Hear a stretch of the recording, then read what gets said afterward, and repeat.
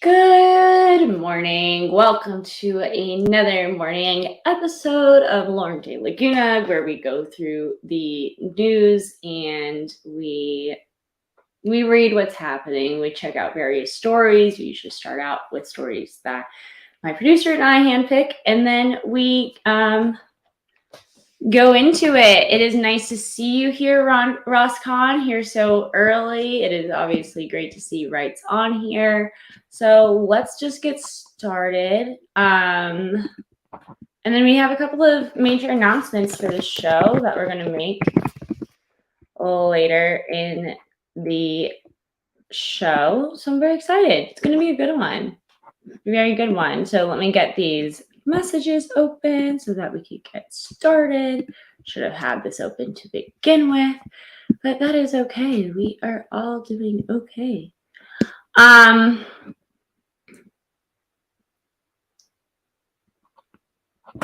So British American Tobacco is to pay $635 million for North Korean sanction breaches. So let's check out that article. That sounds fascinating to me. Good morning. I'm seeing more people come into chat. Amber, love to see you. We have some really exciting announcements. We're going to make them later today. So I'm really excited that you're here. Let me go ahead and share my screen really quick. Here we go. Okay. So British American Tobacco to pay $635 million for North Korean sanction breaches. Look how happy he looks over here. Okay. Good morning, Nicole. It is good to see you as well. Good morning, Ralph Rogers. It is always nice to see you. Let's put this article away and get to reading, shall we? I should probably close my articles from yesterday too. British American Tobacco is to pay $635 million. That's 512 million pounds, or not pounds. Is it pounds? Yeah, I think it's pounds. Plus interest to United States authorities after a subsidiary admitted selling cigarettes to North Korea in violation of sanctions. Ooh. So they're going to pay it to the United States authorities. That's very interesting. The United States authorities said the settlement related to BAT activity in North Korea between 2007 and 2017. BAT's head, Jack Bowles, said, "We deeply regret the misconduct. The United States has imposed severe sanctions on North Korea over its nuclear and ballistic missile activities." Tuesday's settlement was between BAT and America's Department of Justice and the Treasury Department Office of Foreign Asset Control. BAT is one of the largest tobacco multinationals and one of UK's 10 biggest companies. It owns major cigarette brands including Lucky Strike, Dunhill, and Pall Mall. I've actually never heard of any of those cigarettes, but I don't really smoke cigarettes. I only know Newports. Those are the only cigarettes I can name. I think those are the only cigarettes I can name. The DOJ said BAT had also conspired to defraud financial institutions in order to get them to process transactions on behalf of North Korean entities. North Korean leader Kim Jong-un is known to be a heavy smoker. Last year, the U.S. attempted to get the UN's Security Council to ban tobacco exports to North Korea, but this was vetoed by Russia and China. Shocking. At a briefing on Tuesday, the DOJ's Assistant Attorney General Matthew Olson said the settlement was the culmination of a long-running investigation, describing it as the single largest North Korean sanctions penalty in the history of the Department of Justice. He said that BAT was engaged in an elaborate scheme to circumvent the United States sanctions and to sell tobacco products to North Korea via subsidiaries. That's how you say that word. Between 2007 and 2017, these third-party companies sold tobacco products to North Korea and received approximately $428 million. Criminal charges were also revealed against North Korean banker Sim Hyosop, 39, and Chinese facilitators Kim Goming, 60, and Han Lilin, 41, for facilitating sales of tobacco to North Korea. A $5 million bounty was put on any information leading to the arrest or conviction of Mr. Sim, and a $500,000 reward for each of the other two suspects. They were accused of buying leaf tobacco in North Korea's state-owned cigarette makers and falsifying documents to trick U.S. banks into processing transactions worth $74 million. North Korean manufacturers included one owned by the military made about $700 million thanks to these deals. Pyongyang has for years faced multiple rounds of tough sanctions in response to its ballistic missile launches and its nuclear tests. However, that has not deterred Mr. Kim from continuing to develop the country's weapons program. Yikes. Well, I'm not super concerned about the North Korean weapons program. I don't think they're the most skilled people in the world, but at the same time, let's keep those sanctions, yeah? Shall we? Good morning, Nicole. It is good to see you here. Good morning. Good morning, nerd. Yes, I'll get that link out to you as soon as possible. Good to see you here. Thank you for the comment. We have some announcements. We are doing an interview with Rachel's Ghost coming up. I'll do this announcement throughout the day.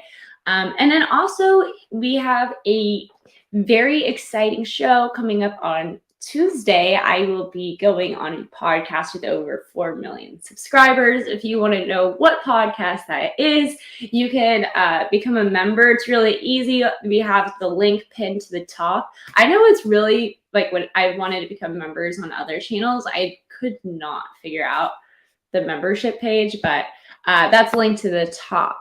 Okay, let's move on to the next one. So Microsoft results top forecast. Shares jumps 8% as AI juices sales. That's cool, because I do think the Microsoft, if you haven't tried it, they have like a version of ChatGPT, which is like better than the real ChatGPT. Microsoft GPT might be what it's called. I don't know. But I like it. So here we are. Here is the article. Let me go ahead and put that in chat. Boop, boop, boop. Yes, this link on the top is totally my OnlyFans. So if you go ahead and you subscribe to that, you will get to see my membership page, which is my version of OnlyFans, my community. Okay, Microsoft results top forecast. Shares jumps 8% as AI juices sales. April 25, Reuters, Microsoft Core beat Wall Street's estimates for quarterly revenue and profit on Tuesday, driven by growth in its cloud computing and office productivity software business, and the company said artificial intelligence products were stimulating sales. The company forecasted its main segments for the current quarter would match or top Wall Street targets. Shares gained 8.3% in aftermarket trading following a report by Redmond. I think that's really good.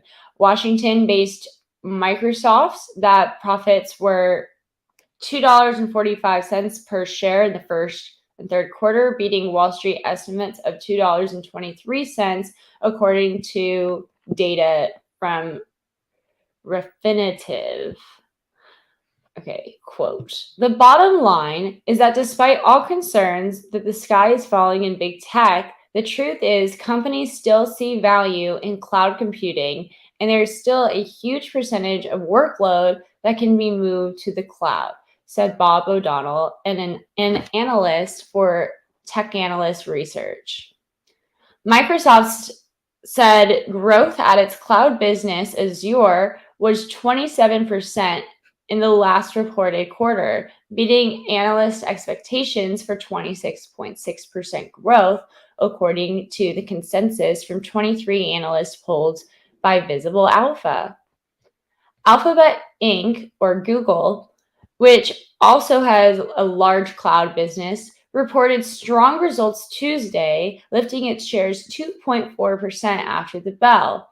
The results and Microsoft's helped boost shares of Amazon.com Inc., another major cloud operator, 4.8% in after-hours trading.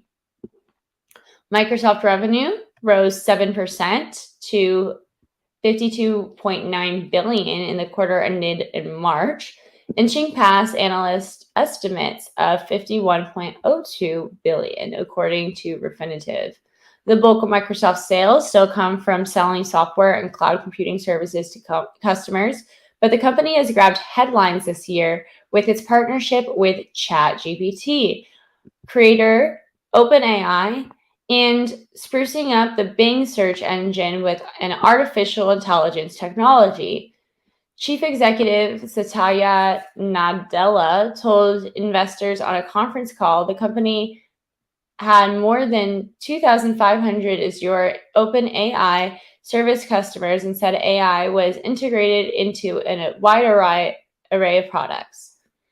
Bing, long and also ran to search engine Google, that's not a very good sentence, has 100 million daily users and has seen downloads jump since the addition of AI features, Nadella said. Analysts had expected a gloomy economic outlook to hit Microsoft's Windows business, which depended heavily on PC sales that have sagged in recent quarters. The sales drop in the segment was less severe than the analysts expected, with Microsoft reporting revenue of $13.3 billion versus analyst estimates of $12.19 billion, according to Refinitiv data. The company's productivity segment, which includes its office software and advertising sales for LinkedIn social network site, also beat analyst expectations with revenue of $17.5 billion. I feel like okay. Versus with $17.5 billion versus estimates of $16.99 billion, according to Refinitiv. Okay, that's the end of the article. That was interesting. That was cool. I mean, I'm glad that they're doing well. I've personally tried, I've downloaded Microsoft recently and tried that service, and I thought it worked pretty well for the most part. Hello, Angry Snowman. Good to see you. Good morning, President Trump. Good to see you. Good to see y'all. On to the next. Singapore on Wednesday executed a man convicted of drug trafficking, a representative for his family. Oh, this was a really big story. So we covered this yesterday about how people were protesting the execution of a man who was accused of selling marijuana, but he was kind of found on, it was weak charges to begin with. So people were very upset by that. And yeah, so let's go ahead and get into this article. I'm going to go ahead and take the link. Post it right here. Singapore executes citizen for cannabis trafficking. So yesterday we talked about how the evidence against this person was pretty weak. There's essentially, they know that there were these two traffickers and they were texting someone, and they said they texted this particular man. That particular man says that he lost his cell phone at the time that these texts were being received. So it's possible somebody stole his cell phone and then was using it for communication, like illicit communications. So he's being convicted of drug trafficking, which is a death sentence in Singapore. Okay. Singapore on Wednesday executed a man convicted of drug trafficking, a representative of his family said, despite pleas from his relatives and activists for clemency. Tangraju Supia, I really wish I could pronounce his name correctly considering he's now deceased. Tangaraju Supia has been convicted for abetting the trafficking in 2013 of more than 1 kilogram of cannabis, double the threshold for the death penalty in the city-state, which is known for its tough laws on narcotics. Kokila Anamalalia, a Singapore-based rights activist representing the family, confirmed he had been executed by hanging after the president had rejected pleas for clemency on the eve of the execution. The Singapore government did not immediately respond for a request for comment.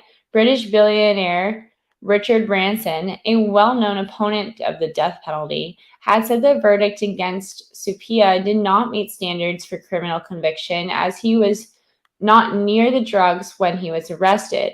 The government, in response, said Branson was peddling falsehoods and disrespecting its justice system, adding that its court spent more than 3 years examining the case, and Branson's claim was patently untrue.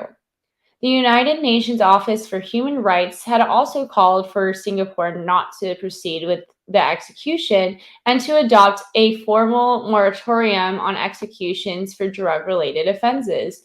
Singapore executed 11 people last year and says the death penalty is an effective deterrent against drugs and that most of its people support the policy.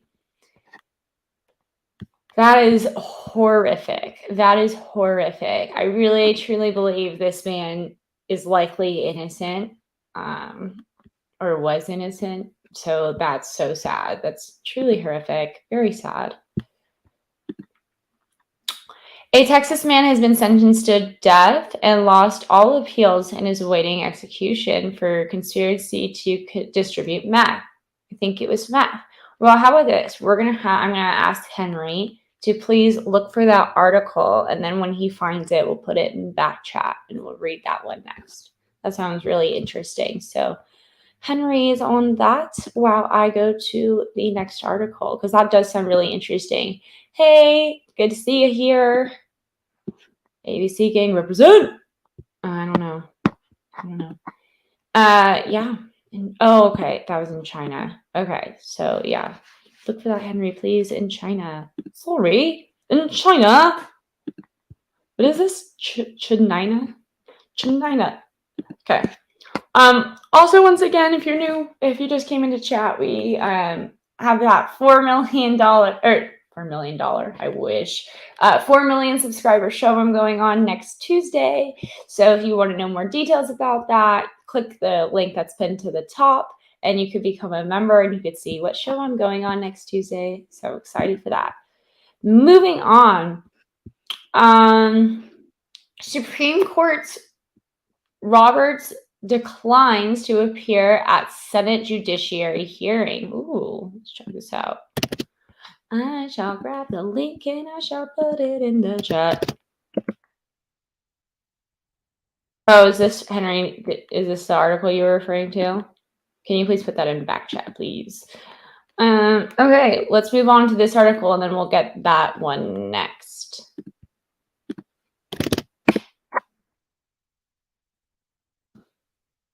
So, Supreme Court Roberts declines to appear at Senate Judiciary hearing. Let's get to it. U.S. Supreme Court Chief Justice John Roberts will not testify at an upcoming Senate Judiciary Committee hearing expected to focus on judicial ethics, he said in a letter on Tuesday to the committee chair. The committee's Democratic chairman, Dick Durbin, has asked the Chief Justice to appear before the panel to address potential reforms to ethics rules governing the justices. The senator cited a steady stream of revelations regarding justices falling short of ethical standards. Roberts said he would respectfully decline the invitation, adding that such appearances by Chief Justices were exceedingly rare given concerns about the separation of powers between the three branches of the United States government. A Supreme Court spokesperson issued the response, which included 5 pages of information about the current judicial ethics standards. Durbin had earlier asked Roberts to investigate ties between Justice Clarence Thomas and a wealthy Republican donor. Thomas, the longest serving of the court's 9 justices, has been under pressure after published reports by news outlet ProPublica detailed his relationship with Dallas businesswoman Harlan Crow, including real estate purchases and luxury travel paid for by Crow. The recent reporting has raised questions over potential conflicts of interest for the justices and the court, which has endured escalating criticism because it lacks a formal ethics code. Supreme Court ethics reform must happen whether the court participates in the process or not, Durbin said in a statement responding to Roberts' letter. It is time for Congress to accept the responsibility to establish an enforceable code of ethics for the Supreme Court, the only agency of our government without it. What do I think about that article? I kind of think they're not allowed to do that. Like, from my understanding, the Supreme Court is extremely unique on how it can be regulated, and I'm just not sure if Congress is allowed to make the formal ethics the way that that Democrat Durbin wants it to be. I just don't know if that's constitutionally allowed. Good morning. Good morning. Good to see you here. See you next Tuesday. Oh, I will see you next Tuesday. Okay. Okay. Thank you, Henry. Okay, let's move on to this article, which came as a suggestion from chat. So thank you so much for the great suggestion. Coming straight from China.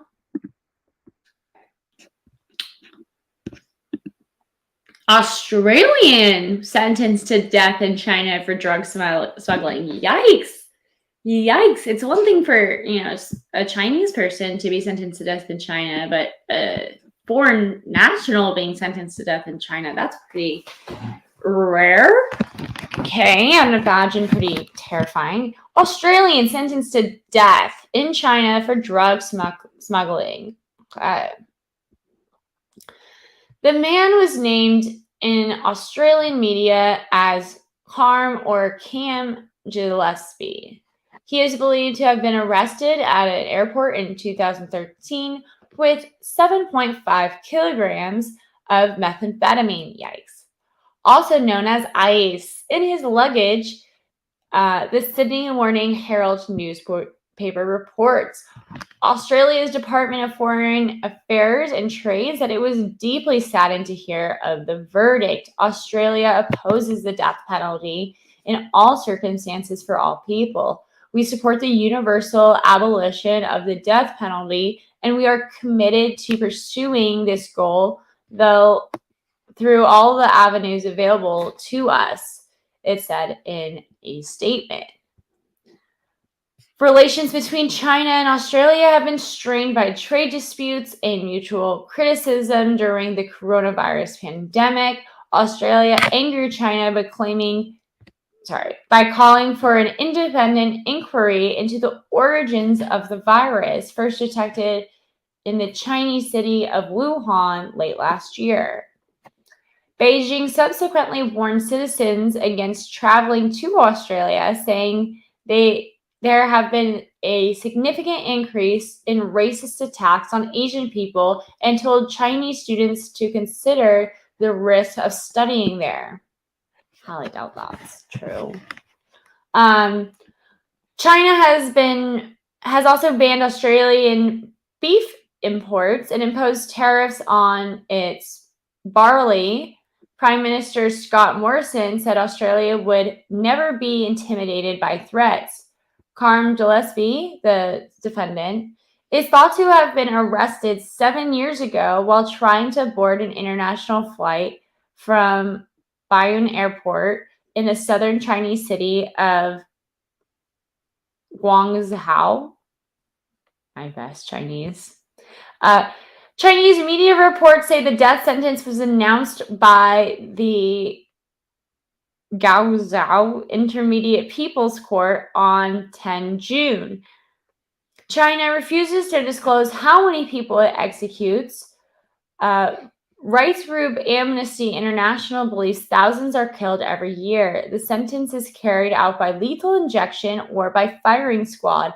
At least a dozen foreigners have been executed for drug-related offenses, and many more are on death row.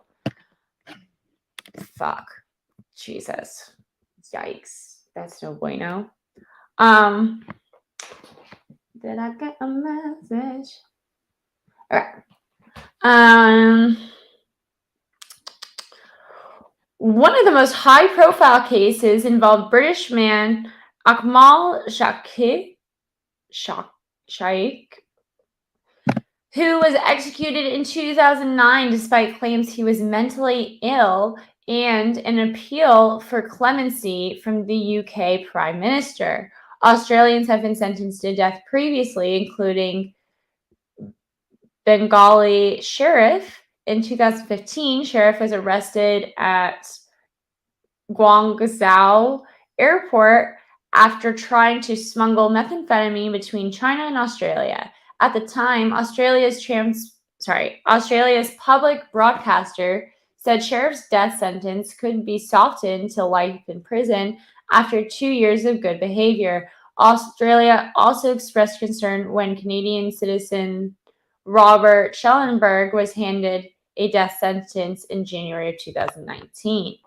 Prosecutors allege that he tried to smuggle almost 227 kilograms, that's nearly 500 pounds, of methamphetamine. From how do you smuggle 500 pounds? Is that a typo? 500 pounds of methamphetamine? How do you smuggle 500 pounds of anything? In northern China to Australia, Schellenberg denied all charges and said he has been framed. That's possible. Simon Birmingham, who was then acting foreign minister and is now Australia's trade minister, said at the time that the country was deeply concerned by the case. Well, thank you so much for the case suggestion. Really appreciate that. Good morning, Squishy Cat. Good morning, Dr. Phil, The View, Sesame Street. What is this? What is your question about? I have no idea. What is this show? Is it Mari? Okay. Oh, what show am I going on? If you want to know what show I'm going on, it has 4 million subs. Michael Knowles has been on it for Just Pearly thinks it's been on it before. The link for membership is pinned to the top, and you can become a member and you can check out what show I'm going on. Hey, Vinette. Hey, Alex V. Good to see ya.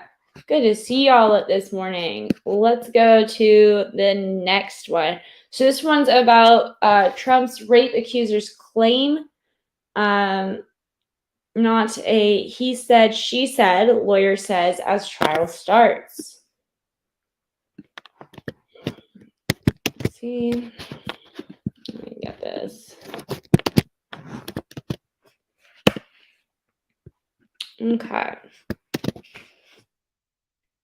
I think I did that wrong. Hold on, let me try again. Take 2. Control C. There we go. There we go. Let's put that in chat. Bloop. Good morning, Rights On. Good morning, everybody. Trump rape accusers claim not a he said, she said. Lawyer says at start of trial. It's kind of what you want people to believe from your client. E. Jean Carroll's accusation that Donald Trump raped her was not a he said, she said dispute.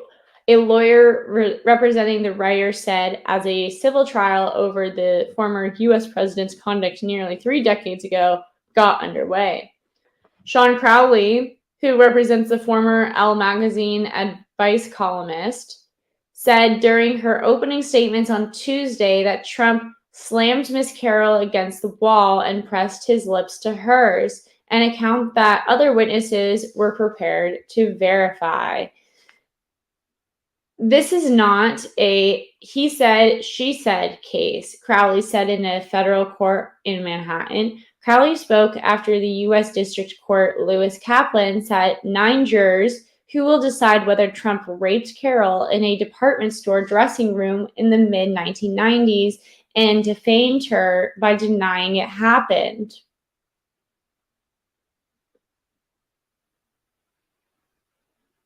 Is that defamation? I don't know if that is defamation. Because either way, you're going to have to show negligence or malice, right? Probably negligence because she's unlikely a public figure. It's not negligent to deny a rape allegation. I think the average person denies. So I don't know. Okay.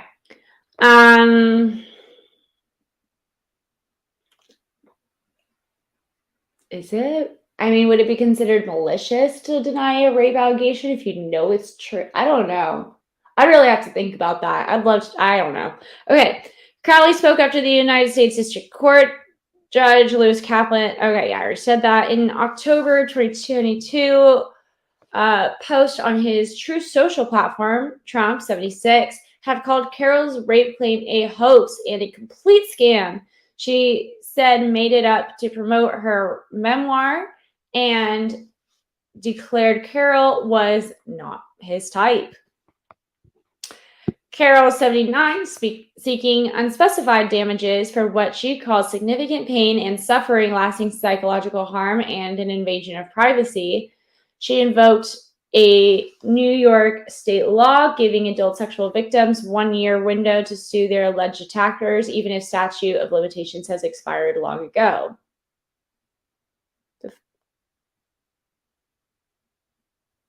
How does that work? How is that even slightly constitutional? I mean, you have a statute of limitations. What? What's the point of a statute of limitations if the person can just bring the suit whenever they want? Okay. The trial is expected to last 1 to 2 weeks. Trump's lawyers will also give an opening statement. Carroll's case is among a slew of lawsuits and probes facing Trump, the Republican frontrunner of the 2024 presidential race. It could be potentially damaging. No. Oh, it says it could be politically damaging? No, it's not. It's not going to be politically damaging. Trump has been accused of everything under the sun already. A rape allegation from 30 years ago is just probably not going to stick, even if he's convicted. People are just going to think that it's a witch hunt because he's already been witch hunted so hard. It's going to be really hard to find actual charges to bring against him that's going to change anyone's mind. It could be politically damaging as witnesses discuss Trump's alleged sexual misconduct, all of which he denies. The trial began the same day President Joe Biden, a Democrat, said that he would seek a second 4-year House term. Trump has long inspired strong feelings from supporters and opponents across the political spectrum.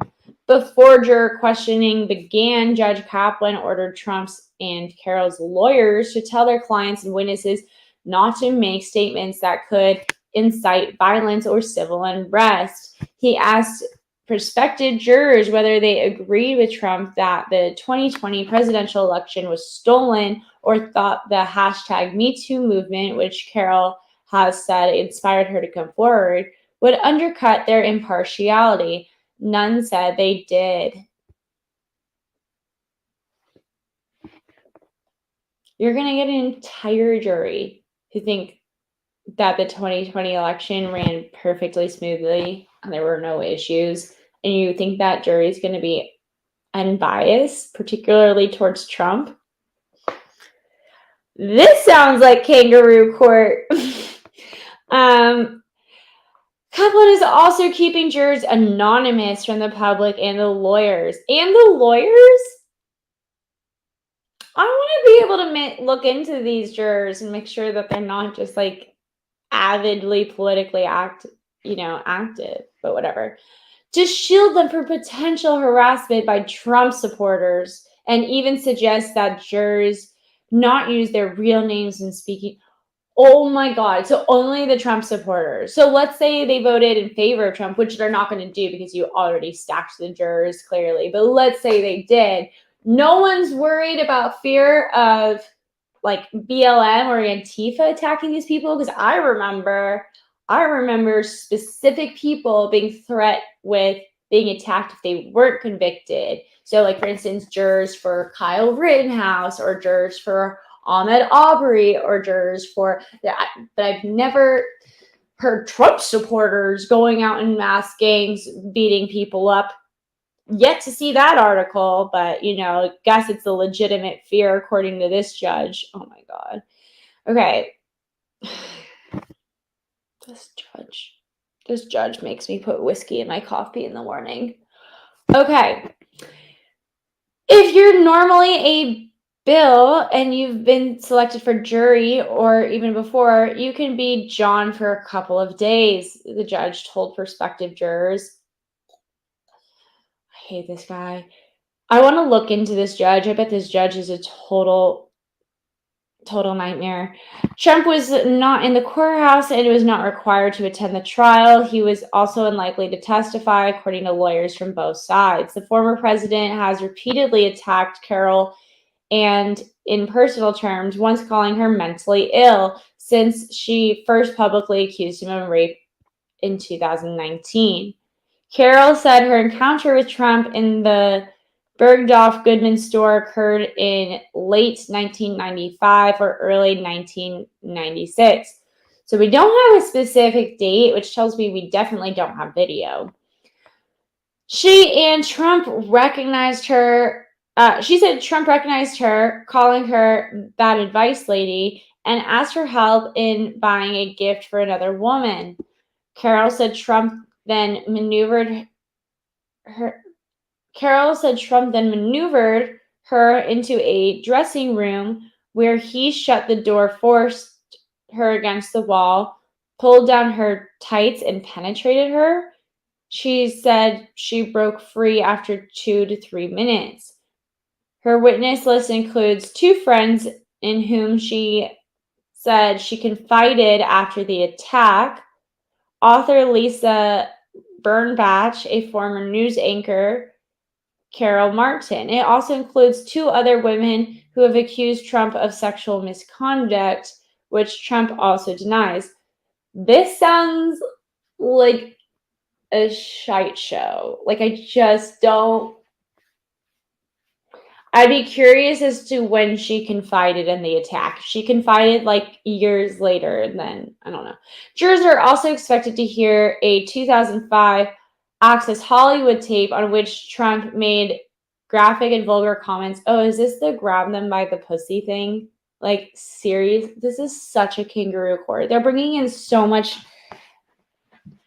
tangential evidence. I think highly prejudicial, that is not going to get to the truth of the matter at hand. Sounds like legitimate kangaroo court. Trump's lawyers may try to undermine Carroll's credibility by noting that she did not call the police, remained publicly silent for more than 2 decades, and cannot remember the date or even the month in which the alleged attack occurred. Yes. Other legal issues Trump faces include Manhattan District Attorney Alvin Bragg's criminal charges over hush money payments for porn star Stormy Daniels. Trump pleaded not guilty to those charges on April 4th at a New York State courthouse, a 3-minute walk from Tuesday's trial. The former president also faces civil fraud charges by New York Attorney General Letitia James into his namesake company, a criminal probe into the interference of Georgia's 2020 presidential race, a criminal probe into classified governmental documents discovered at his Mar-a-Lago residence, inquiries into his role in January 6, 2021 attack on the U.S. Capitol.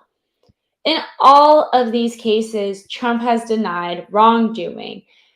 Carroll is also suing Trump for defamation also after he first denied her rape claim in June of 2019 when he was still president. That case remains pending before Kaplan.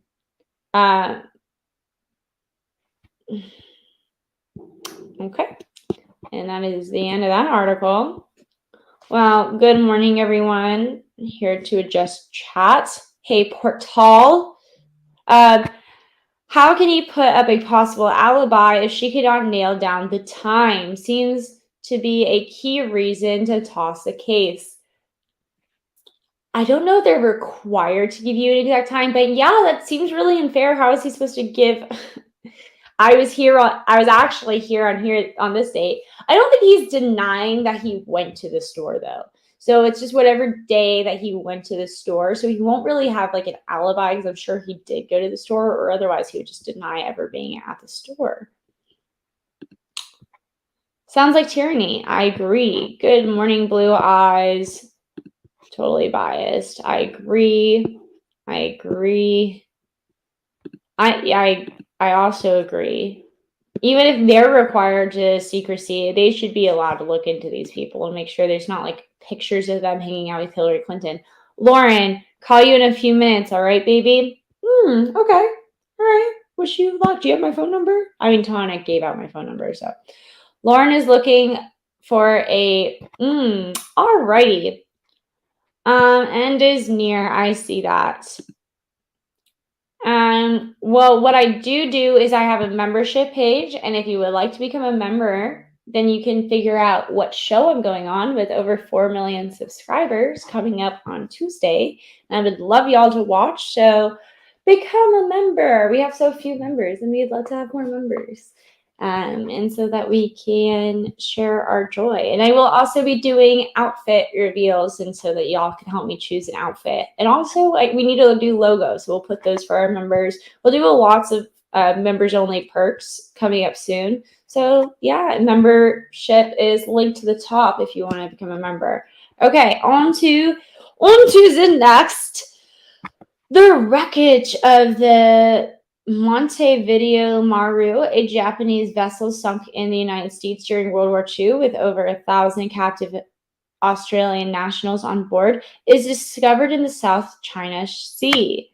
The sinking is considered the world's worst maritime disaster in Australia's history. The wreck of the Montevideo Maru was discovered in April of 2023. Let's check this out. This looks like a Wikipedia. Okay. Let's check it out. Well, it just kind of looks like a Wikipedia page.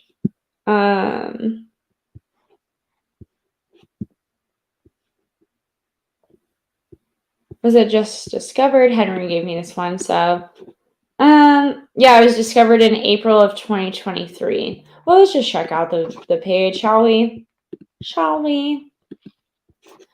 So this is it. Here's Darcy below in all of her glory.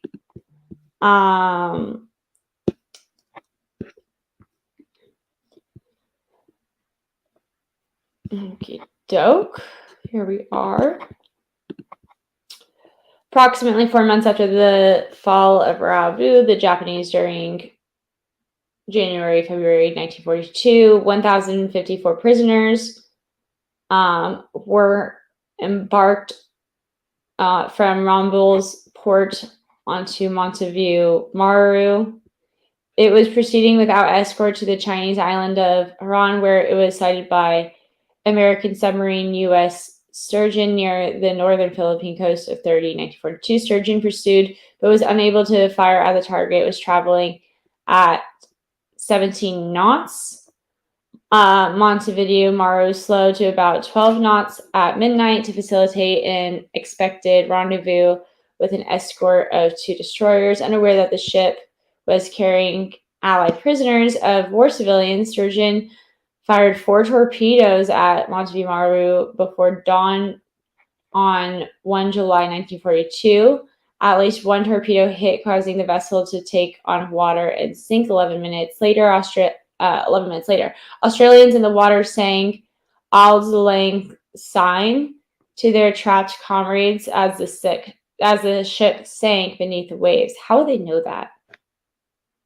Also, who would sing as they were dying?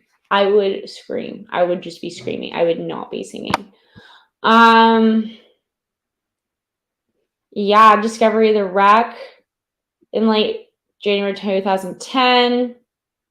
Federal member of parliament, Stuart Robert, called upon the prime minister to back the search for the Montevideo Maru in the same way that they had supported the search for the AHS Centaur. In April 2023, the wreck of the Montevideo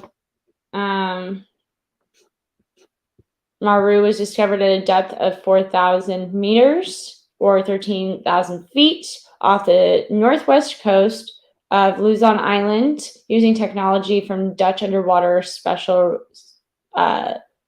search specialist Fergo. Australian Prime Minister said he hoped the news would bring a measure of comfort to the loved ones who have kept a long vigil. Silent World Foundation Director John Mullins said that the statement that the site would not be disturbed because it was a war grave. Very sad. Very sad. Good morning, Diane. Good morning. Yes. That was interesting. Okay.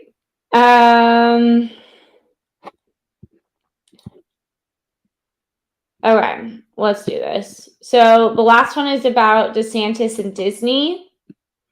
And I have some thoughts on that. Let's check it out. So DeSantis could win Republican votes with Disney clash rooters. Okay, before we even read this article, I'm just going to give you my, no one asked, but I'm just going to give you my good morning, pure mom. Good morning, sunshine. Okay. So before we get into this, the whole thing with DeSantis and Disney. So first of all, Disney, obviously private company. DeSantis, obviously Florida governor, so therefore public official. You're not allowed to suppress the free speech of public companies as a government official, right? Especially you're not allowed to take away privileges from companies in retaliation to their speech. That's a big no-no. That's a violation of the First Amendment. You have a First Amendment right to say whatever you want without getting punished to an extent, obviously. Like obscenity is not protected, and defamation is not protected, but yada yada. Anyway, so with this, DeSantis is not actually allowed to punish Disney directly. They had to punish like something else. So what DeSantis did was he took away the governmental rights that Disney had, but technically Disney, in order to have the land, the municipality that Disney World sits on in Florida, that land, that company is actually a public entity separate to Disney. Is it essentially Disney? Yes. Does everyone know it's Disney? Yes. However, in order for them to keep that land, they had to have been acting as a public entity separate to the private entity. And because it's a separate entity, Ron taking away that public entity's rights is not technically retaliatory towards Disney because they're technically two different companies. So is it retaliatory towards Disney? Yes. But do you get to deny that? Also, yes. So here's the article. Let's go ahead and read it. Florida Governor Ron DeSantis battles with Walt Disney Company over a law banning public school lessons on sexual orientation and gender identity could boost his support among U.S. Republican voters as he mulls a possible White House bid. DeSantis has been tussling with Disney for over a year since the company's chief former executive spoke out against a bill in Florida Republicans named the Parental Rights and Education Bill, which critics label the Don't Say Gay law, or as DeSantis' spokesperson labeled it, the anti-groomers law. 44% of Republicans responded to the two-day poll ended Tuesday said they had a far more favorable view of DeSantis because of the fight with Disney, which led him to sign a retaliatory law in February that aims to strip the company of its self-governing authority at its Orlando area parks. So that's where it's tricky. Like, technically, is he retaliating against Disney for their opinion on a law? Sure as heck seems like it. However, technically, he's not retaliating on Disney. He's retaliating on this public company, which is technically not Disney, even though everybody knows it's Disney, and they're literally just referring to it as Disney in this Reuters article. But he's the reason that Disney has not won on the First Amendment grounds thus far is because technically the public entity was stripped and not Disney. But it is unclear whether the conflict would help DeSantis gain support among the wider electorate should he formally enter and win the 2024 Republican presidential primary, becoming the party's challenger to Democratic President Joe Biden. 73% of respondents, including 82% of Democrats and 63% of Republicans, said they were less likely to support political candidates who back laws designed to punish a company for its political or cultural stance. I hate polls like that. So you gave people a really random and vague question, and then you got some insignificant data from it. Good for you. Okay. Like, what kind of question is that? Sir, do you support a political candidate who backs punishing companies for their freedom of speech? No. That doesn't, obviously I'm not for that. That doesn't mean I hate Ron DeSantis though. So I would still support Ron DeSantis. I wouldn't. Okay. Anyway, 73% of respondents include, I just read that. Americans are divided along party lines on teaching about sexual orientation or gender identity in schools, with 3/4 of Republicans opposing to it and a similar portion of Democrats in favor. Independents were evenly divided in the Reuters Ipsos poll. Polling shows DeSantis trailing former President Donald Trump among Republican voters. DeSantis has argued that his actions against Disney were rightfully rolling back special treatments for the company. Some 64% of Republicans in the Reuters Ipsos poll agreed, with 37% of them siding with the vast majority of Democrats who said DeSantis was punishing Disney for exercising free speech. Independents also leaned towards viewing DeSantis' actions as punitive. Prior Reuters Ipsos polling has shown DeSantis' hard-right positions on abortion and guns could help with support of Republican Party voters in the early months of 2024, but may hurt him with independent and more moderate voters that he could need to be elected. The fight with Disney could be helping DeSantis raise his national profile, with 54% of respondents in the new survey saying they were following the story. 55% of Democrats say they were less likely to visit Florida because of DeSantis' actions, while 31% of Republicans said they were more likely to do so. DeSantis last week pledged more legislative action to rein in the entertainment company following revelations Disney pushed through channels in its special tax district agreement that would preserve its self-governing authority. The new Reuters Ipsos poll gathered responses from 1,005 adults across the United States, including 450 self-described Democrats and 366 Republicans. Okay, the rest must be independent, because I'm like, that does not add up to 1,005. It has a credibility interval, a measure of precision of about 4 percentage points. Is that very good? I don't know if that's very good. Alrighty. So that's that. Okie doke. Good to see y'all here. Yeah. And I thought hashtag boycott Disney was bad. Okie doke. Yeah, they may, but private company, you might disagree with the company and you might be a conservative leader, but once again, one of the things that we love about America is the First Amendment, so we definitely don't want to trample on it, even if we disagree with them. I hate Disney. I agree with you. That's fascist and terrible and teaches sexual stuff to children, which is creepy, but yeah. Thank you. So that is it for the curated articles. Thank you, Henry, that Henry brought to us this morning. I thought he did a great job. So why don't we start off by going to the first site that we always go to, SCAMNN.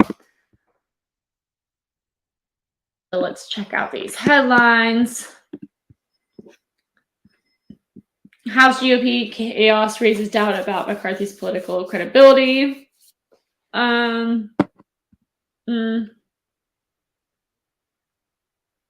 Ooh, check out this. Attorneys for Idaho murder suspect want a surviving roommate to testify. She is resisting the effort. Yeah, and she should be resisting the effort because she should be thoroughly ashamed with her actions. I'm sorry. Like, maybe I'm missing something, but from my understanding, this biznatch heard her roommates screaming for help. She saw him and then just went into her room and closed the door. Can you at least call the police at a minimum? Nope. She's just gonna spend her time social media-ing instead of, I don't know. I heard she was posting shit on not Pinterest, but something similar to Pinterest. At the time, she was hearing her roommates getting stabbed, and she had her phone in her hand. She didn't call the cops until the following day.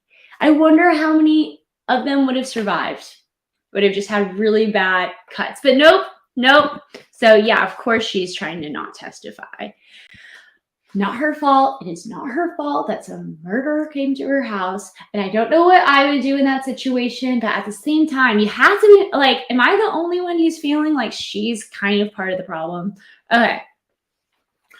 One of the surviving roommates in a stabbing attack that left 4 University of Idaho students dead is being asked by suspect Brian Kopenberger's attorney to testify in his upcoming preliminary hearing, a demand she is resisting, according to new court documents.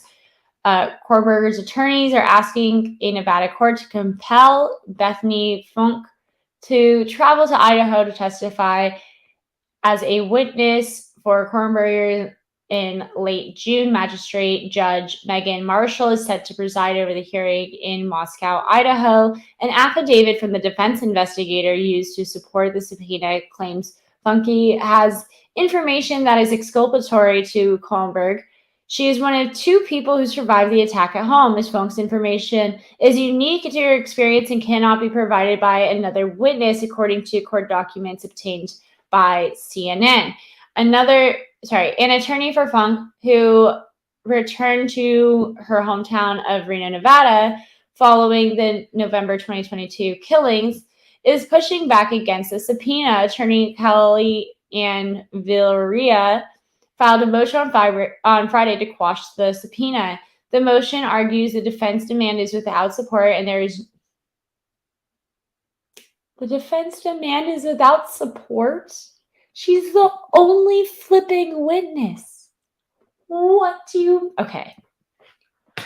Calm down, Lauren. You're not an attorney on this case. You're not even an attorney yet. So you don't have to deal with this kind of nonsense. I know that would drive you up a wall if you were the defense attorney, but you're not. So, okay.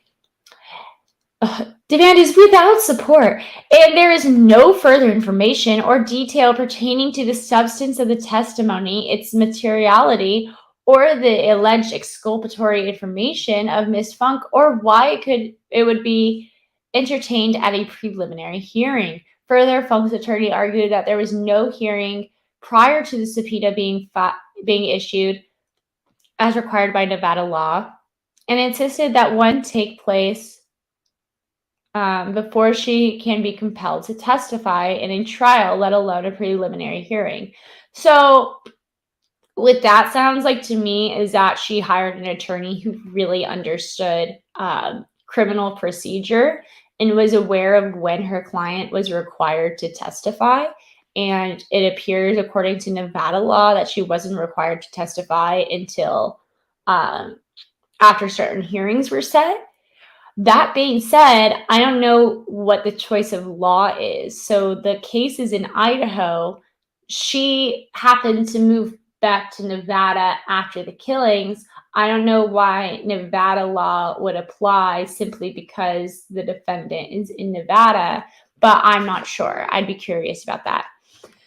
Typically, a preliminary hearing is when prosecutors outline evidence in a case before a judge who will decide whether the trial moves forward. It is not known at this point what information Funk has and whether it could help Kohnberg and prevent the case from being bound over for trial.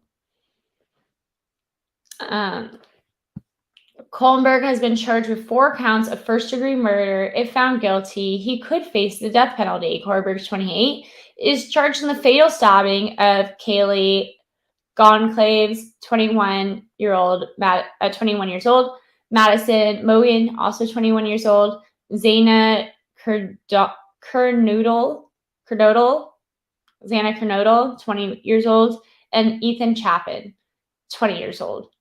The discovery of the bloody crime scene on November 13th shattered the sense of security in a small college town and frayed the nerves of students and residents as the search for the suspect ensued. Kohnberg has yet to enter a plea and is being held without bail in the Latah County Jail in Idaho following his December arrest at his parents' Pennsylvania home.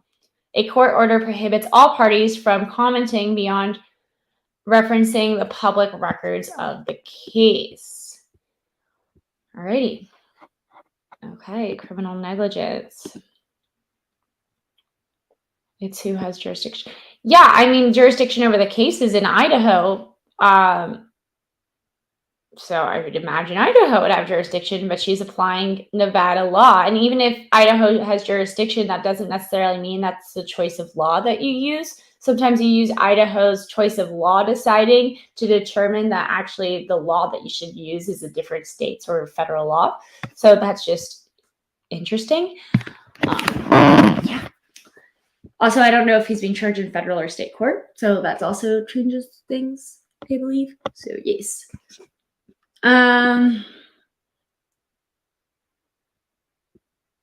Okay. All right. I miss Diane as well. We all miss Diane. Let's move on to the next article.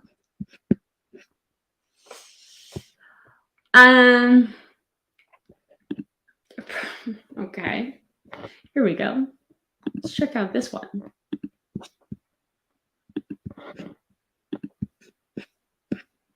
Chinese President Xi Jinping speaks with Zelensky. Y'all see that? That's pretty crazy. See this? These two corrupt individuals.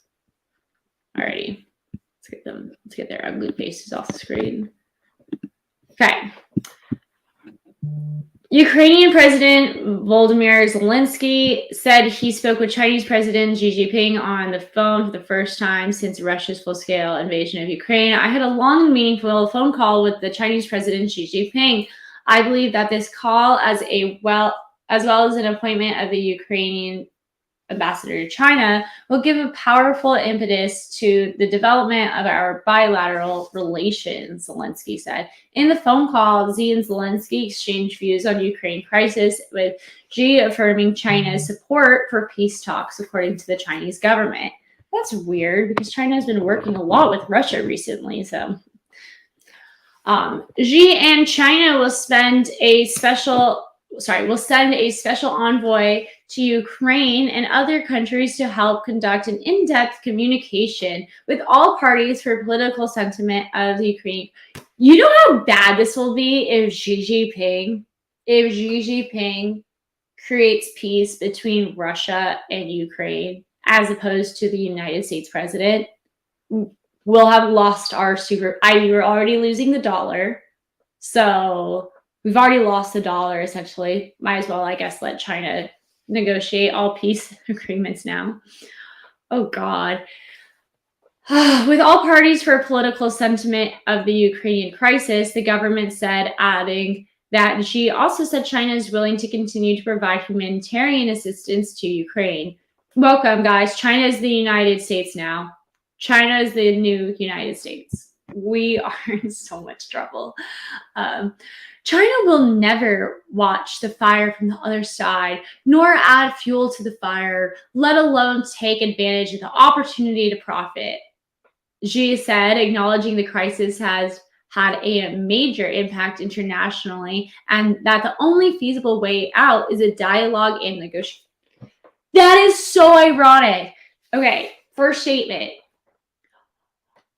We will never watch the fire from the other side, nor add fuel to the fire, let alone take advantage of the opportunity to profit. You've done all of those things already, China. Like you have absolutely done all of those things. I mean, if you just want to start with Russia and Ukraine, you could talk about all of the business dealings that you've been doing with Russia, which totally made the sanctions against Russia completely pointless, and then helped strengthen the Chinese dollar while simultaneously weakening the American dollar. And had China not done that, then the United States dollar would have remained intact, and Russia would have had nobody to trade with, and the sanctions would have actually been effective. But instead, the sanctions had counterintuitive response. So thanks, China. Oh my God, this is so bad. Let me continue reading. The call was an important dialogue. The head of the Ukrainian presidential office, Andriy Yermak, said in a Telegram post. In March, Xi met with Russian President Vladimir Putin in Moscow. I remember that. I remember those pictures. Oh my God, that's so bad. That is so bad. Go home. Who should go home? Should I go home? I am home. Good morning, Naughty Audie. Good morning, Vanessa. It's good to see y'all here. Xi is the new Antichrist? Maybe. All right, let's check out another article. I thought that one was great. It's great. Former New Zealand leader heads to Harvard. Don't care. Debt dispute. Don't really care. Singapore executes fan. That's very sad. Very sad. We already read that one. Not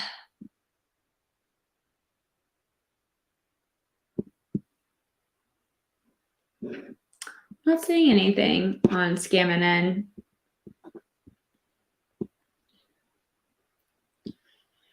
Yep, nothing interesting. Let's check out Fox. Fox.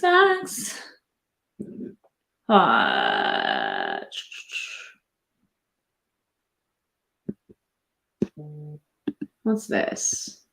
I don't know what this is, but it kind of seemed interesting. UK blocks Microsoft takeover of Activision Blizzard. I don't know what this means. A UK antitrust regulator has blocked Microsoft's $69 billion purchase of Activision Blizzard thwarting one of the tech industry's biggest deals over concerns that it will stifle competition in the market for cloud gaming. Okay, well, now we know Activision Blizzard is AI technology. Okay. I'm a capitalist, true and true. I really am. Like, I think capitalism is the only form of economics that works in society to help people get out of poverty and to allow people to succeed. That being said, anything to an extreme is bad, and monopolies forming are really terrible because it's kind of like brand new little countries forming with control over the population and decreasing competition, which is the whole reason capitalism exists in the first place.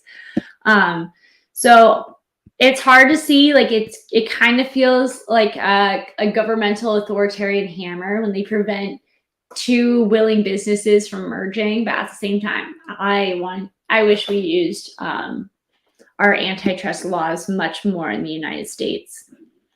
The Competition and Markets Authority said in a statement Wednesday that it was worried that the deal would, after the future of fast-growing cloud gaming market, leading to reduced innovation and less choice for UK gamers over the years to come.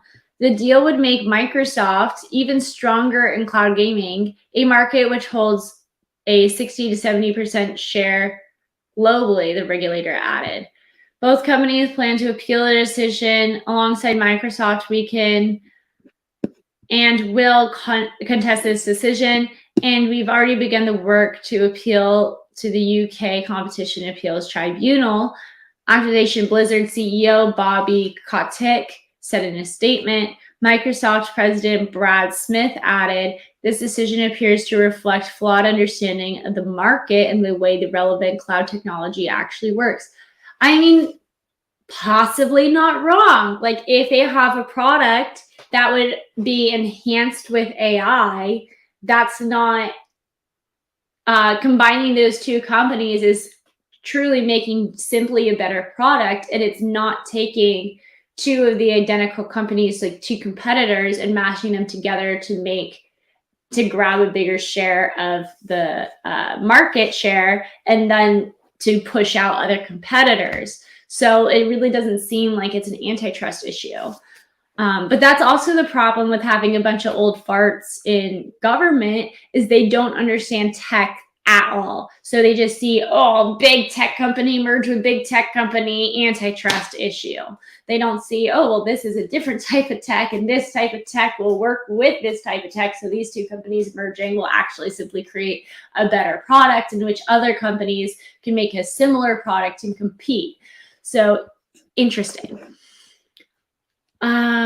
The Competitors and Market Authority, which launched an in-depth review of the blockbuster deal in September, said Microsoft's proposed remedies to its concerns had significant shortcomings. Their proposals would have replaced competition with ineffective regulation in a new and dynamic market. So here they're saying that they have, like, okay, we can see how you're actually getting rid of competition if this merger occurs, which is the reason we have the antitrust laws. It's very, very borderline. It's like, if you let them merge, what are the scary. Okay. Technology is terrifying and destroying society. Microsoft already enjoys a powerful position and a head start over other competitors in cloud gaming, and this deal would strengthen that advantage, giving it an ability to undermine new and innovative competitors. Coleman continued, cloud gaming needs a free competitive market to drive innovation and choice. I agree. So that is that. Hey, y'all. Yeah, he is a nut. I don't know who you're referring to. I noticed many people in YouTube claim to have premonitions, and people believe them to know that they are listening to the news over AC and then telling us things they have already been spoken. Okay, did I read that wrong?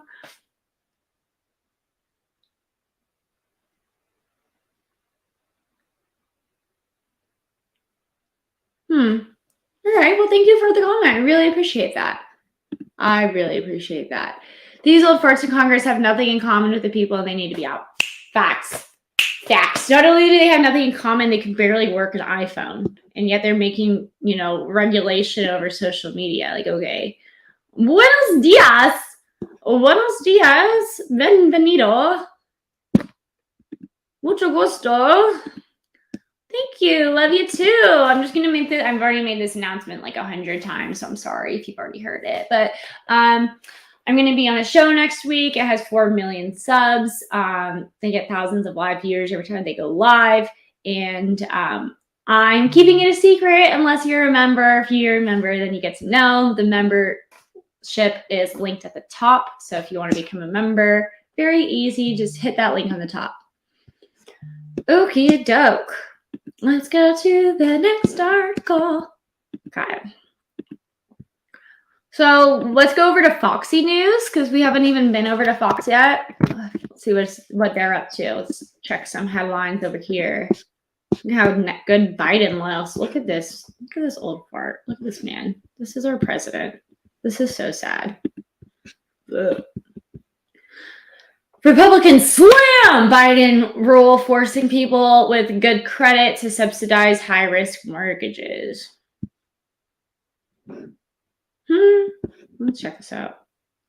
Turn off the volume. Wait for the volume to start and then turn it off. Boop. Okay. Y'all see that? Okay. Senate GOP slams perverse Biden rule forcing people with good credit to subsidize high-risk mortgages.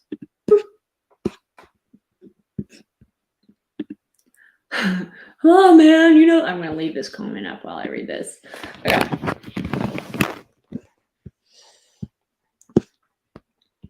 Senate Republicans on Wednesday accused the Biden administration's Federal Housing Financial Agency of playing politics with the U.S. housing market by forcing people with good credit to subsidize high-risk mortgages and warned that doing so would put individual home buyers and the entire market in danger.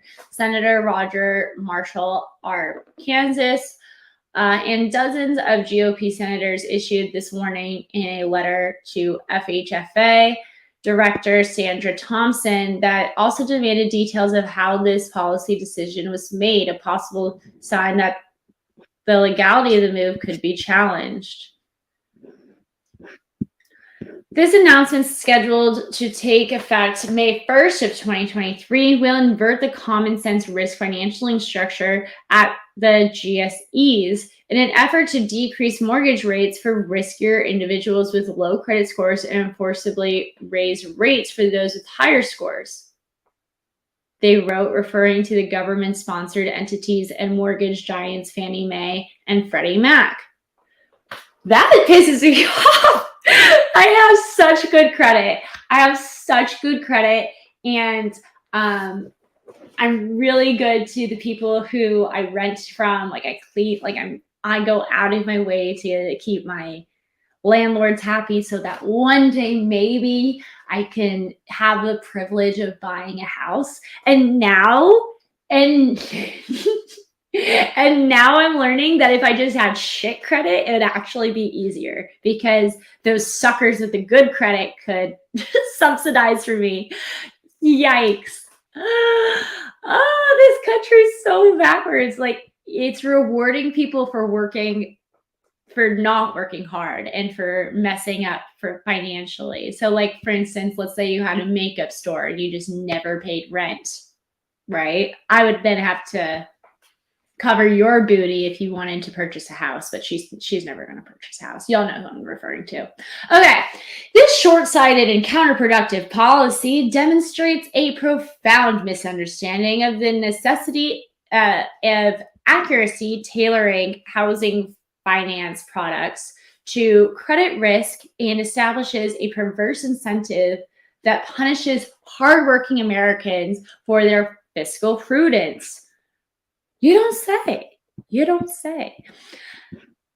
The housing market should not be exploited as a means to pander to targeted demographics that you have chosen. Facts. not an instrument to secure political favoritism, the GOP people said.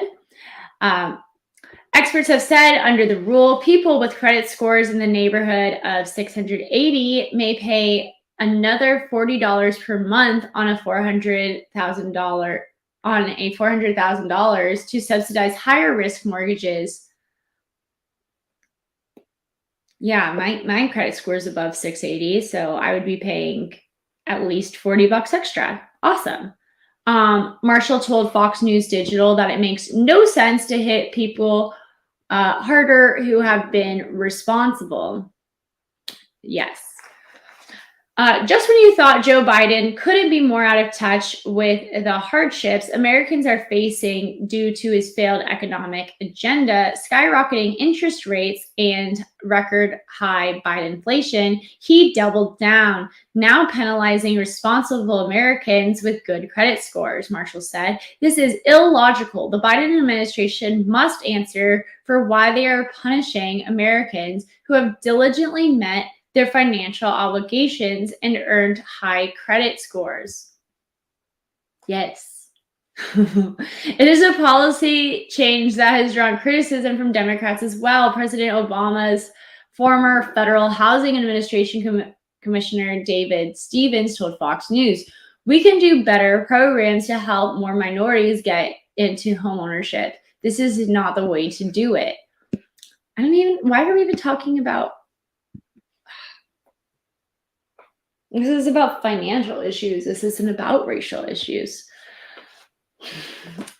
I understand that there's been redlining in the past, but there's none now. And honestly, the decades-old effect it's just gone.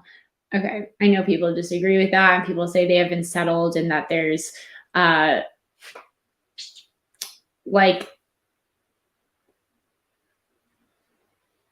it's continual, it's a pattern, it's repetitive, but that's just not true. Generational wealth tends to only last about three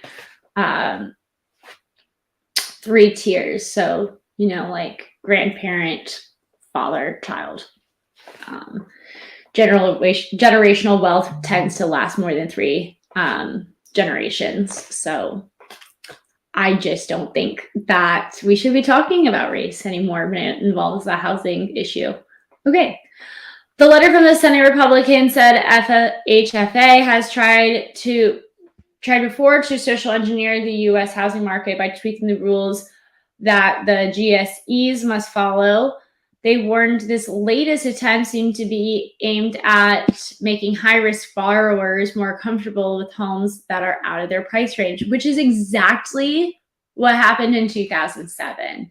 Y'all remember what happened in 2008 to the housing market? Do we want that to happen again? I mean, technically, no, I kind of do, so that houses will be cheaper. Sorry, but for the most part, no, we do not want that to happen again. The equitable housing finance plans developed by GSE under the director of FHFA sought to create a class of housing subsidies based on the color of one's skin, despite the clear unconstitutionality of this concept. Why are we still talking about skin color? Now FHFA seems intent to go further and enshrine the system that willfully ignores the reality of creditworthiness in an effort to push Americans into homes they may be ill-suited to afford. Senators added that the rule brazenly contradicts current financial principles that say individual financial responsibility should be rewarded and that the cost of financial products should be tailored to each person as much as possible. The senators asked the FHFA director whether any cost-benefit analysis has been done on how the rule change might affect the housing market and whether it held a formal notice and comment period about the rule to allow for public input. That is required. So I know with agencies, there is like a rule. There's a procedure on how you do the rules. You're supposed to have a notice to the rule, give people notice, because that's a constitutional requirement. Before you make a law, you have to tell the people in which are going to be held to that law, that there is a new law. And then you have to give people the ability to comment on that. Okay. That's a sign that the Republicans could be looking to mount a change to the rule. The Administrative Procedures Act requires the public comment period before rules are finalized. Yeah, so that's just with any administration, like whenever Congress creates any sort of group or administration, such as the FHFA, then they are required, whenever they make a new rule, because they're not Congress, they're required to go through this rules thing. And then it also has to, the rules they make have to fall under what Congress authorized them to do in the first place. If Congress was ambiguous about their rule and it is debatable as to whether or not the rule falls under it, then you follow Chevron, which is a whole other issue. And Chevron was almost overturned in the Supreme Court last year. So administration rules are kind of in a weird place. Good morning. So Boots, let me tell you about Boots. Boots is a friend of mine, and we plan on doing a road trip together to San Francisco. So the podcast that I'm about to be on is in a physical location, so I'm going to have to go there. So I'll do that podcast, and then we're going to go to San Francisco, where Boots, you should definitely check her out. She has her own show, and she's like uncovered murders and all sorts of really cool-ish. And so she's going to be working on her murder case some more. And then we also have a bunch of stuff that we want to film together going on in San Francisco. So that should be really exciting. We want to do that trip as soon as possible. Yay! Kept pushing snooze, girl. Girl, I feel that. I totally feel that. Good morning. Good people are getting nickel and dime to death. This is true. This is true. Yeah, no, I feel that. Housing market, the entire system is collapsing the way it was designed to. Zionists are winning. Fellow Jew here. New global government is coming fast. I hope you're wrong about that. I'm not for the global government. San Francisco is a jungle. That is correct. Yeah, that's kind of what we are going there to be filming. I was going to go alone, but danger. So I'm not going to go alone. Let's check out one of the articles. So, we were thinking about having a call-in period for the last 30 minutes of the show, because we did have somebody yesterday who desperately wanted to call in and they weren't able to do that. So, hi, authority check. Good morning. So yeah, let's try a call in. We're going to try it. I don't know how it's going to work. I wanted to do a phone number on the screen. But why don't we do this? We're gonna try it for today, and if it doesn't work out very well, then we'll know for next time. So I'm just gonna put. Should we do like a Google number and let us know for next time? So I was thinking about putting like a Google number here, and then people could just like call in, and I could answer and put them on speakerphone. But why don't we do? Why don't we try link in chat? And for the next 30 minutes, people can pop up, give their input really quick, and then pop back down, okay? Why don't we try it, see how it goes? You want to come on up and give a quick 2 cents? I will keep my face on screen. So, yeah, feel free to do that. I'm going to keep reading the news in the meantime until I hear something. Plain pandemonium. Let's check out this article right here. I meant to click this. Why is did not move. There we go. There we go. There it shows. Australian authorities make arrest following an in-flight brawl.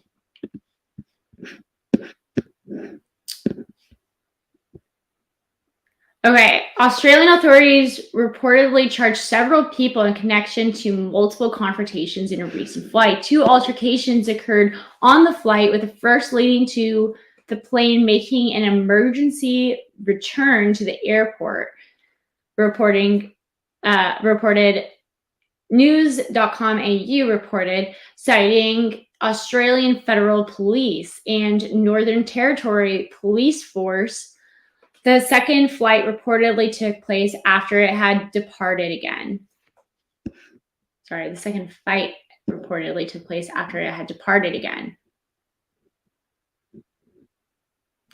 The on-flight incidents appeared. I am really struggling right now. The on-flight incidents happened on April 20th, which an Australian Federal Police spokesperson confirmed to Fox Business. The plane was traveling to Root Island from Cairns at the time. The second incident had been referred to NT Police, the spokesperson said. One woman was taken off following the first incident, according to the AFP spokesperson. 3 other people were taken into custody upon arrival in Riot Island, per news.com.au. They all reportedly face at least 3 charges, though the specific counts vary per person. News.com.au reported that the footage appears to show a person swinging a green bottle during one of the commotions. A window on the inside of the plane sustained damage at one point. In 2022, Australian Federal Police responded to about 20,000 incidents at AFP-protected airports across the country, according to a separate April press release about passenger behavior on holidays. Do we get a video? Is there no video of this? No. Where's the video? I guess we don't get to see it.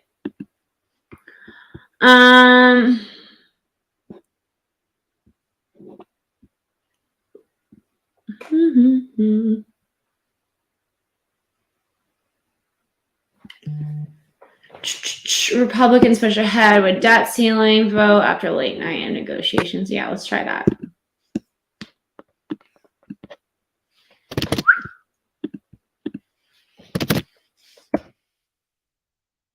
Here we are. GOP pushes ahead with debt ceiling vote after late night negotiating, tweaks to bill.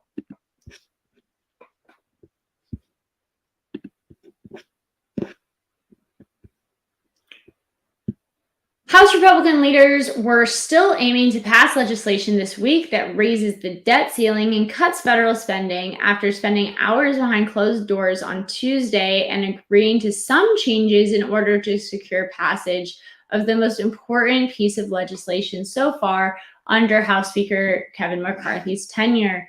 The touch-and-go nature of the vote could be seen throughout Tuesday, as McCarthy and others said late in the day that a vote would be held. Why did it do that? Okay. Would be held this week after several GOP lawmakers said earlier a vote was expected Wednesday. When asked about timing by Fox News Digital on his way out of the Capitol Tuesday night, McCarthy said, "We always said we were going to vote this week, so we are just working through, and we'll take it up." While GOP leaders resisted changes to the bill, they relented in the early hours of Wednesday morning and agreed to tweak the bills in ways they hope will secure votes needed for passage. It still was not clear early Wednesday which day this week the vote would take place. The Limit, Save, Grow Act was unveiled last week amid an intense standoff over the debt limit between House Republicans and Democrats in the White House and Senate. It would cap federal spending at the fiscal year 2022 levels and increase work requirements to receive federal benefits, among other measures. It would also raise government's borrowing limit throughout the end of March 2024 by 1.5 trillion, whichever benchmark hit first. On the left, Democrats have insisted on nothing but a clean debt ceiling increase without attaching spending cuts. I mean, it's just insane. So essentially, we're what this is about is America is unbelievably in debt, and we just keep accruing more debt instead of paying off the debt that we owe. So the Republicans are like, no, we're capping it. You can't do this. We're going to default if you just keep spending. And the Democrats are like, spend. What are you going to do? Put us in default? How dare you put us in default? That's financially irresponsible of you to let us default. You have to keep letting us spend. Spend.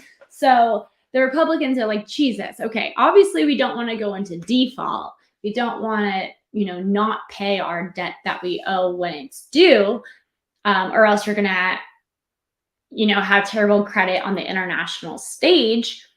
That being said, we need to prevent these Democrats from just continuing to spend because we can't continue to borrow forever. So that's what they're at. But the Democrats, let me read this line again. Democrats have insisted on nothing but a clean debt ceiling without increase without attaching spending cuts. Of course you don't want spending cuts. Of course you just want to. You sound like a teenager who just got her brand new car but wants daddy's credit card but doesn't want just the gold Amex. She wants the platinum. Like, what?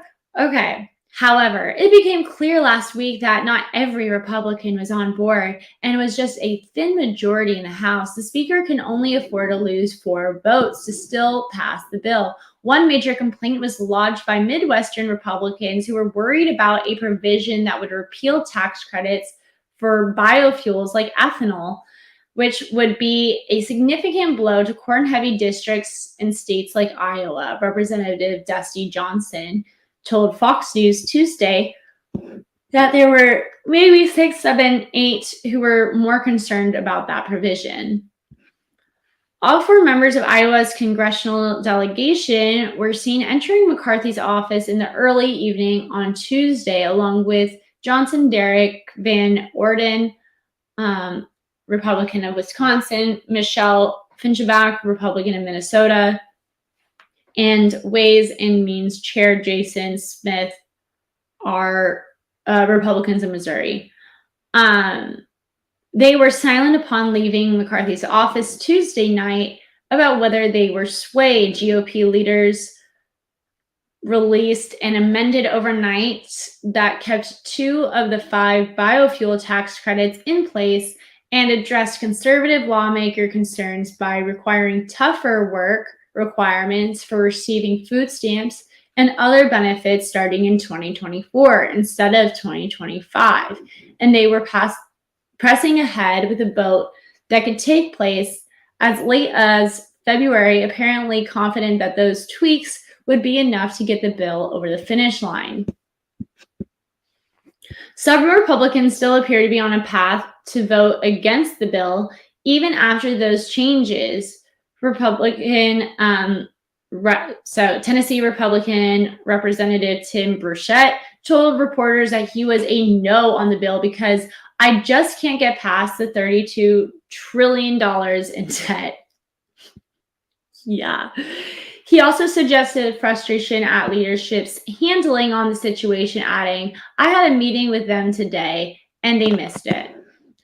Representative Nancy Mace, RSC, called the bill's spending caps weak in comments to reporters and also took issue with how leadership went about putting the bill together.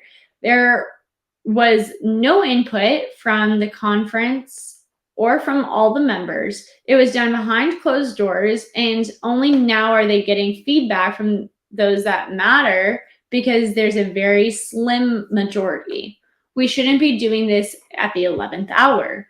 However, McCarthy's allies were optimistic. Representative Garrett Graves, Republican of Louisiana, and who McCarthy tapped to help lead the talks, gave Fox News Digital a firm yes when asked if the bill would be up for a vote on Wednesday as he entered McCarthy's office, though said they were still having conversations on getting to 218. House Majority Whip Tom Emmer Min told reporters on the way into the Speaker's chamber, "We're going to pass it tomorrow." All right. There we go. Apologies, just got here. Question: what type of members only content do you have at Lauren DeLaguna? So we're adding, great question.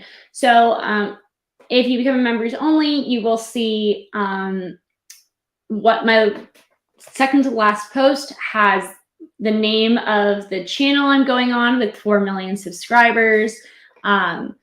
So you'll get information like that. I'm also going to be trying on outfits and having you guys help me decide what to wear to the podcast. I will be doing a lot of behind the scenes filming of when I'm going to San Francisco with Boots. And so we're just going to be doing like more personal stuff backstage, whereas like more about me and what I'm up to and stuff in my membership, whereas the show will remain the show about the news or about the interview or about Law and Order, whatever that's about. So yeah. So let me continue. Actually, is this article? I mean, it's basically done. Others like House Freedom Caucus Chair Scott Perry, R. Pennsylvania, said the bill was still potentially evolving. He did not say how he would vote. However, another leader of the conservative group, Representative Chip Roy of Texas, wrote an opinion piece in the Federalist earlier touting the legislation. He told reporters on Tuesday afternoon most people are pretty happy with the product. The close vote count forced McCarthy to agree to some changes, even though he told reporters Tuesday night that they would not be reopening the bill. "No, we're going to pass the bill on the floor," he said when asked.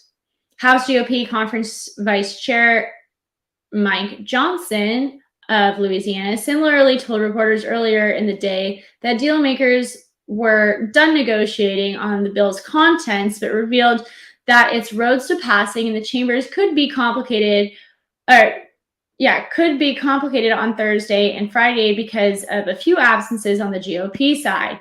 "I don't think there's any more challenge to be made, and I think the whole Republican conference is going to get on board with it," Johnson told the press. Perfect.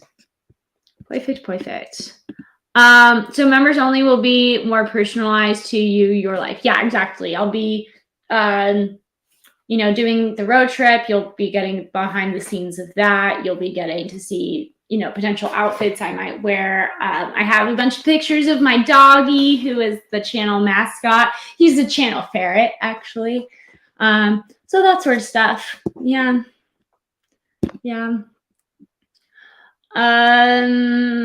Jews were already rich. They created a debt-based economy, and they were chased out of society over and over because they're using their banking, because of their usury of banking.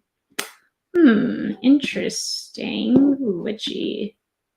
The pup is awesome. Thank you. His name is Hugo Boss. He's the love of my life. Okay, let's check it out. What else is on Fox News?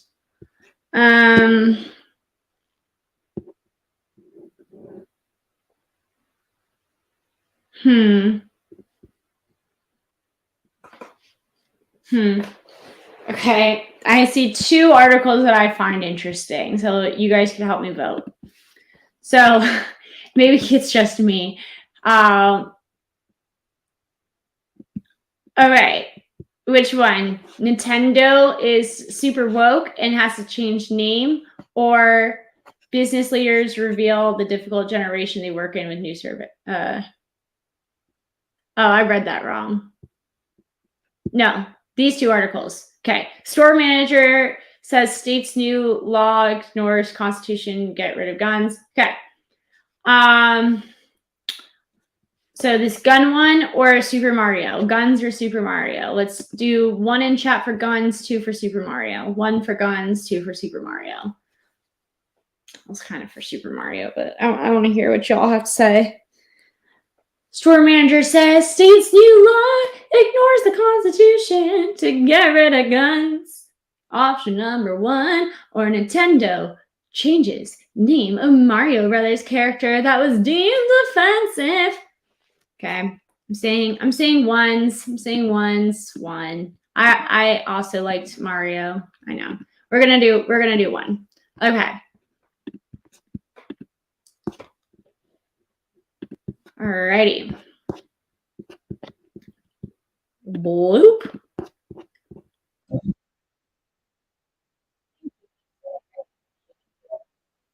Okay. The blue state agenda ignores the Constitution to get rid of guns. Store manager. Okay. Tacoma, Washington. A gun store manager said a sweeping new gun control package signed into law Tuesday by Washington's governor demonstrates the power of a one-party state to chip away Americans' constitutional rights. They have an agenda, and that agenda is to get rid of guns. Bruce Smith, the manager of a surplus ammo and arms Tacoma, told Fox News, and eventually get rid of all guns. And I'm going to show a picture. Picture of a man touching a gun. So American. America. Okay. Governor Jay Inslee and Attorney General Bob Ferguson pushed for the gun control package, which includes a ban on the manufacture, sale, or import of so-called assault weapons, mandated safety training, and a 10-day waiting period to buy a gun, and a bill requiring gun makers and dealers to take reasonable steps to keep their products out of the hands of dangerous individuals. The bill requiring safety training and waiting period takes effect January 1st of 2024, but the assault weapons ban took effect immediately. Washington is the 10th state to adopt such a ban. What the hell is an assault weapon? Like, you would have to define assault weapon in every bill, because assault weapon is not a thing. That is not a thing. Okay. Smith wasn't surprised to see the ban pass, since Democrats hold the majority in both chambers of Washington state legislature, as well as the offices of Governor, Secretary of State, and Attorney General. Anytime there's a one-party state, Smith said, whatever comes to their mind, they can actually put through. Smith said Washington used to be one of the best states for gun rights in the country, but lawmakers have chipped away at the Second Amendment over the past several years. If this law goes into effect and the judge doesn't throw it out, Smith said, we will by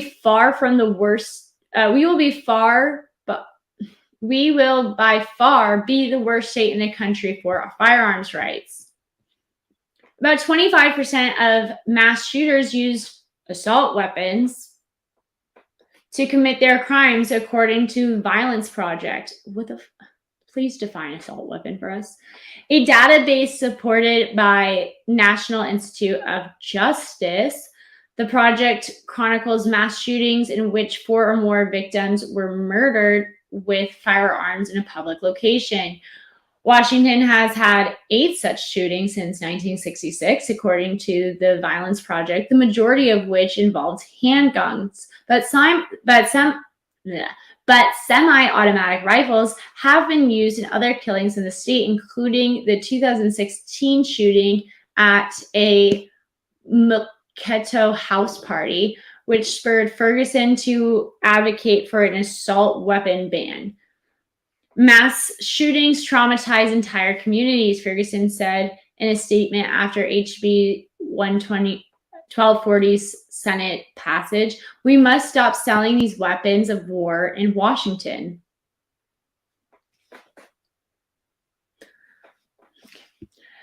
But Smith accused politicians of ignoring their pledge to uphold the Constitution, not just the parts that they like.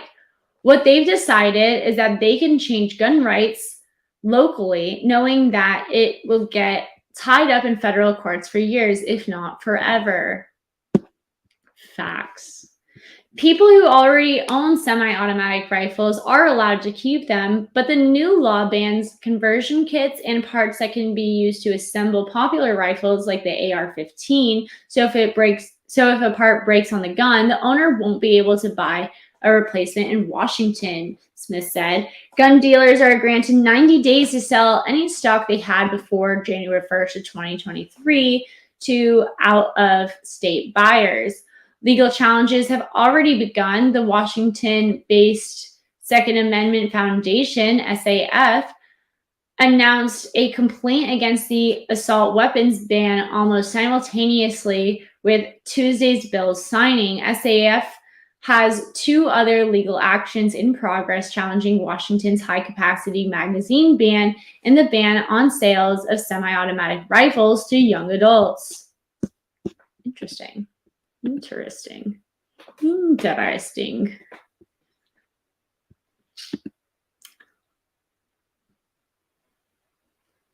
Full auto is illegal at 90% of handguns are semi-auto. Yeah.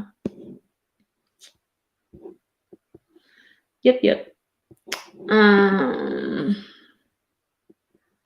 Yeah, what did Boots say that's super neat? I love Boots. Couldn't my fist be an assault weapon? Yeah, girl. Don't want to miss with Boots. She'll knock you out. My 9mm is a semi-auto and can hold a magazine with over 100 rounds sold online. It's a handgun. Very nice. I think my little baby can only hold 8, and I haven't seen her in years. Let's see. Okay, let's check out. I kind of want to see what's happening with Mario. Let's check out Mario. It's the Mario. I just want to know what character. Japanese video game company Nintendo announced character originally called Blackie has been named Spike. Yeah. Usually I'm like, oh, that's silly. Like, just let it be. Like the Girl Scout cookies. Oh, like the Samoas, those are good. Just leave them be. I'm sure Samoan people don't mind being related to a delicious chocolate and coconut concoction. But I can kind of see Blackie. I mean, it is black. Is it really racist, though? Like, thinking about my black friends, I don't think any one of them would ever be offended by a Super Mario character being named Blackie. Like, who's offended by it? It's not like it's being related to black people. It just happens to be like this black little Spike. So I guess Spike works too. But, okay. Alrighty, I see it. That's not super surprising. Okay.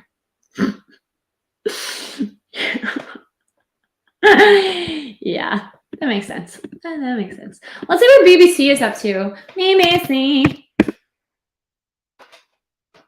Oh, gotta cracks the box.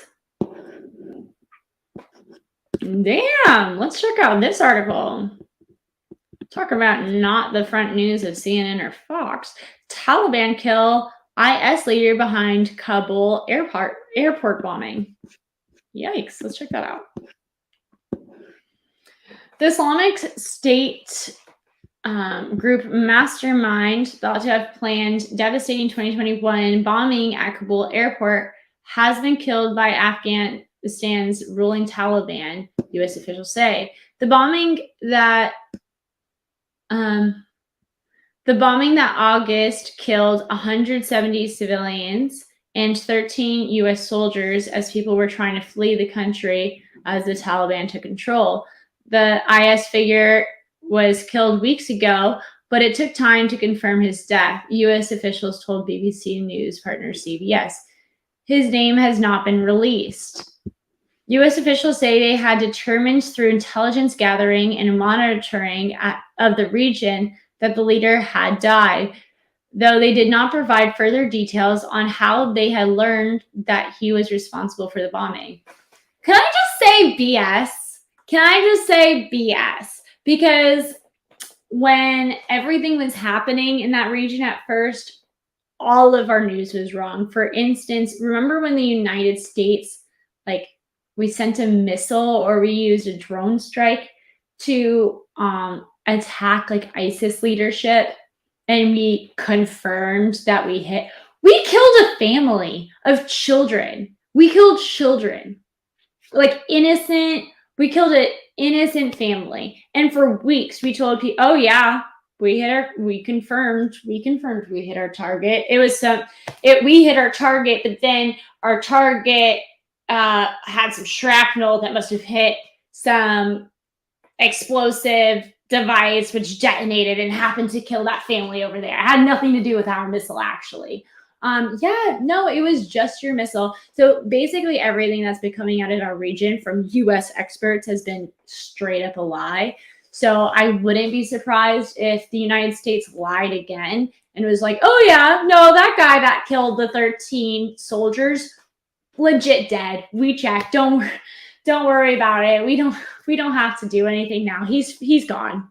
Just to appease people. I could totally see that.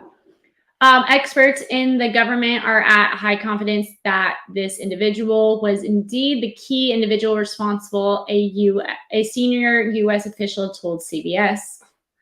According to a report in the New York Times, the U.S. learned of the leader's death in early April. It is unclear whether he was targeted by the Taliban or if he was killed during an ongoing fight between IS and the Taliban. Is ISIS? Because they're literally just writing IS.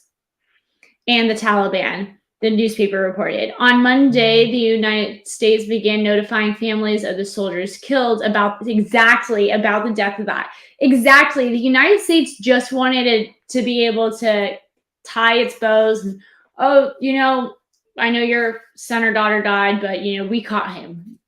Biden administration caught him. No, you didn't. No, you didn't. You didn't even care enough to pay attention when their bodies were coming out of the plane, Joe Biden. You kept looking at your flipping watch. So I highly doubt you went through the efforts to ensure that the murderer is dead. Highly doubt. This is irking me. My mom was a hustler. Okay. When I was in Girl Scouts, they were $2 a box. My mom was in college. She used her loan funds to buy cases and sold them for profit in class. Oh, that's pretty smart. Every day I'm hustling. Okay.